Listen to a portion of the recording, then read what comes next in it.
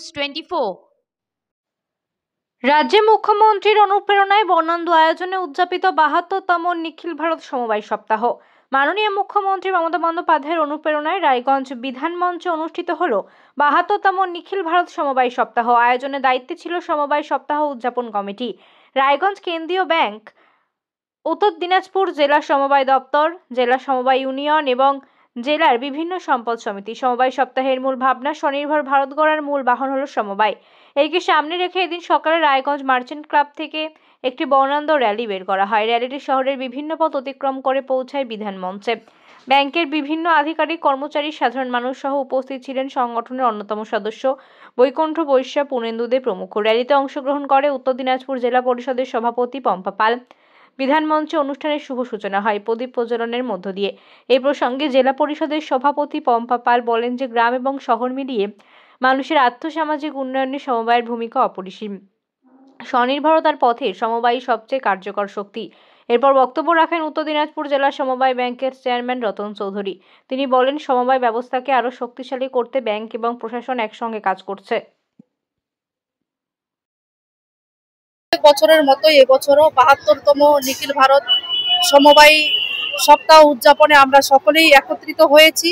আমাদের উত্তর দিনাজপুর জেলার বিভিন্ন প্রান্ত থেকে আসা সমবায় সমিতির নির্বাচিত প্রতিনিধিরা এখানে উপস্থিত রয়েছেন এবং আমাদের এখানে কোঅপারেটিভ ব্যাংকের আমাদের চেয়ারম্যান আমাদের তিলক চৌধুরী মহাশয়, আমাদের বর্ষিয়ান, আমাদের সকলের অভিভাবক উনি উপস্থিত রয়েছেন। আরো অন্যান্য আধিকারিক অফিসাররা এখানে উপস্থিত রয়েছেন। আমাদের পূর্ণেন্দু বাবু এখানে উপস্থিত রয়েছেন। খুব ভালো লাগছে এবং আমি একটাই বার্তা দিতে চাই যে বাংলার মুখ্যমন্ত্রী মমতা বন্দ্যোপাধ্যায় ২০১১ সালে মা-মাটি মানুষের সরকার গঠনের পর একাধিক প্রকল্প চালু করেছেন এবং এই সমবায় সমিতির মধ্য দিয়ে বিভিন্ন ঋণ প্রদানের মাধ্যমে বিশেষ করে আমাদের খেটে খাওয়া শ্রমিক, কৃষক এবং মা বোনেরা তারা স্বনির্ভর হয়ে উঠেছেন এবং এই সমবায় সমিতি এখানে আমাদের রাজ্যে 14 নভেম্বর থেকে 20 নভেম্বর বিভিন্ন জায়গায় অনুষ্ঠিত হচ্ছে। আমরা 20 তারিখ এই দিনটি ধার্য করেছি।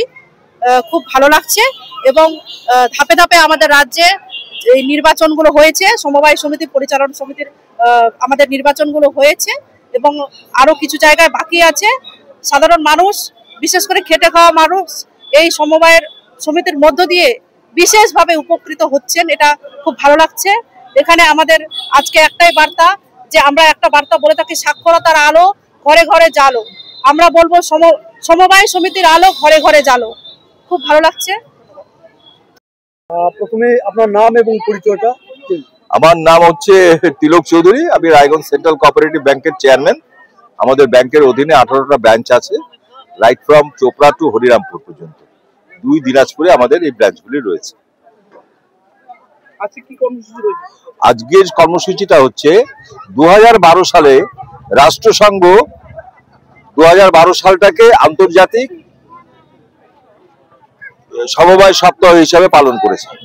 2012-র পরে এই 2025-এ রাষ্ট্রসংঘ এইটাকে আন্তর্জাতিক সমবায় সপ্তাহ হিসাবে পালন করছে।